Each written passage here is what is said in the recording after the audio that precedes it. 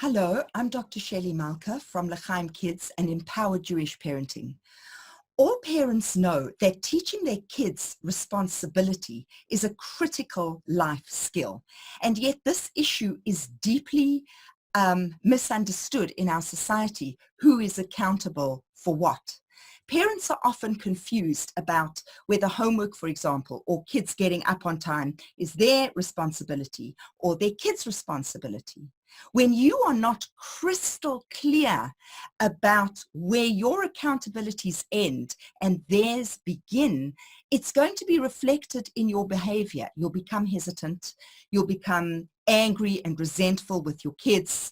You'll second guess yourself. And of course, all of that does not help to teach your kids responsibility. This becomes instead a never-ending cycle of negativity.